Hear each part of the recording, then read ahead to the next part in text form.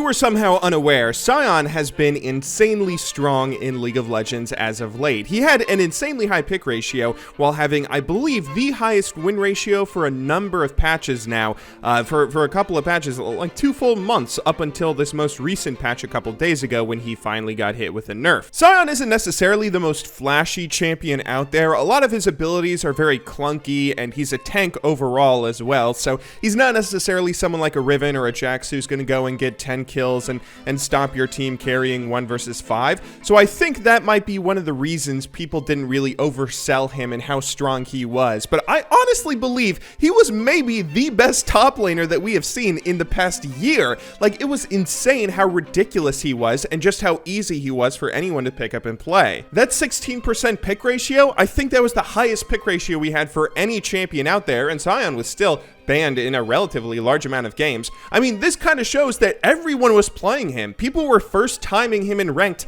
and still finding massive success abusing pretty much the best champion that you could play top lane. But the interesting thing about what happened to him is exactly how he was nerfed. Riot didn't touch anything about him, really. They didn't touch his tankiness, they didn't touch his damage, they didn't touch any of his numbers when it comes to scaling or movement speed or armor or magic resistance. They didn't do anything to nerf any ability or any stat that the champion has. All they did to balance him out was fix one bug. That's it. There was a bug on Sion's E that had the hitbox be slightly wider than what it was supposed to be, and Riot fixed that. And now he might actually be balanced. He might still be a pretty good pick, and who knows, maybe he'll need a nerf in a couple of patches or something, but for the most part, he's actually kind of balanced now. This is pretty interesting to me because it really shows just how strong certain elements of League of Legends are, elements that often get overlooked when people evaluate how good certain champions are. So I've touched on this subject in the past before, but let's do a quick recap. If you're unaware, one of the most important things when playing laning champions in League of Legends are little pressure areas or zoning circles or whatever it is you want to call them. I'm not too sure if there's an official term. Like, there's basically 2 different kinds of champions that will go down lanes in League of Legends. Certain champions just want to get out of a laning phase, people like Nasus or even Gangplank, where they're not really playing for the laning phase. They're just going to maybe poke you with a few abilities, but if they ever get engaged upon, they're going to run away with their tail between their legs. But there are also champions that really try and thrive and abuse their opponents in laning phase. These are the champions that aren't just playing for late game. They aren't just playing for team fights or anything like that. They want to build a lead early on, maybe even get a couple solo kills in lane, and then take that lead into the late game. When it comes to these aggressive laners, they all have little pressure areas that they try and abuse based off of what their abilities are. Like, let's look at Jax for an example. If you're playing Jax in a laning phase and you're at a point where you're either winning the lane because you have a gold lead in CS or kills, or you're just hitting a power spike and you want to abuse that and zone your opponent from some CS, basically what the lane is going to look like is something like this. Jax wants to stand exactly this far forward because he wants to try and push his opponent away with the threat of engaging on them while still standing close enough to the lane so he can still last hit his opponent's minions himself. While doing that, he has 2 little pressure areas, and these move every single time he moves as a champion.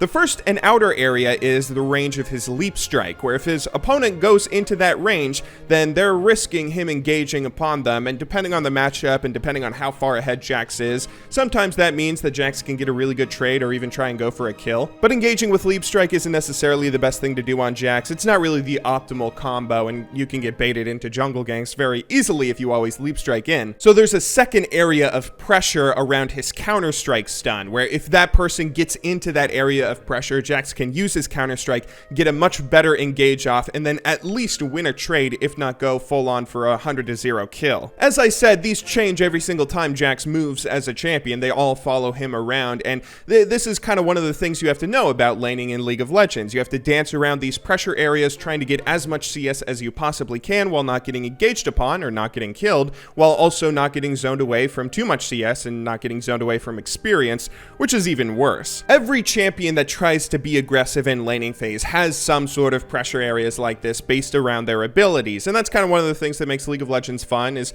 having a new little experience based on who you're going up against every single game. But Sion had an insanely strong presence in laning phase because of how his pressure areas work. Sion has his E, which of course can deal a pretty ridiculous amount of damage when maxed and if he's going down the sorcery tree, and he's able to extend that E's range if he's knocking a minion minion back. So if you're laning against a Sion in laning phase, then his pressure areas look a little something like this, where he gets to stand in the middle of the minion wave, trying to actually stand behind his opponent's minions, making sure he has at least a couple of them in front of him. So it's very easy for him to CS, but the easier it gets for him to CS, the harder it gets for his opponent to stay in range of CS and experience. The ease that Sion will throw out can poke his opponent down so far that if they're not careful, they can just die if they end up getting too low and end up messing up and letting Sion Q him or something. So oftentimes, if you see a Sion, you have to play someone like a Riven, who has a lot of mobility to try and get around all these E's, or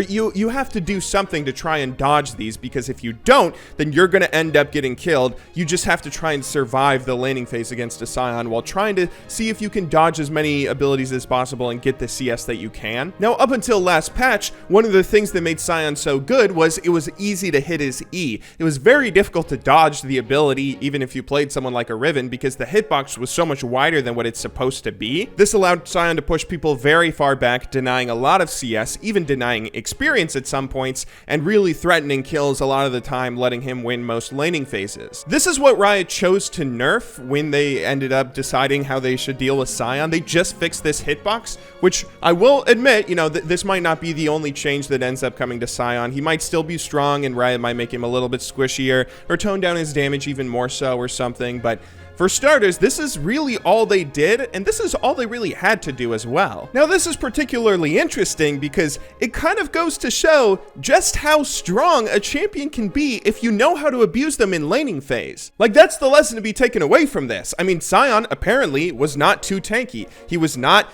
given too much damage. He doesn't deal too much damage in laning phase. He doesn't have too good engage potential. His abilities aren't on too short of a cooldown. Like, there were so many aspects of Sion that were pretty good during this stint of him being so incredibly strong that Riot could have pretty much nerfed anything, and it probably would have started to bring him in line. But it wasn't any of those things that was breaking him. It was just the fact that he was kind of easy to use his laning phase well. Like, that's it. I mean, that's kind of shocking. I mean, that goes to show any of you that don't place a large emphasis on laning phase, or any of you that don't believe that you can currently carry games in League of Legends through winning lane. I mean, that just goes to show how strong you really can be if you are successful in winning your laning phases. Like, if you know how to zone your opponent from CS, and if you know how to zone your opponent from experience through your various pressure areas on whatever champion you're playing, you can suddenly find that same sort of success that Sion just had. We're definitely in a meta where team-oriented play in League of Legends is more important than ever, and Sion does have relatively good scaling into the late game with good teamfight potential and engage with his ultimate.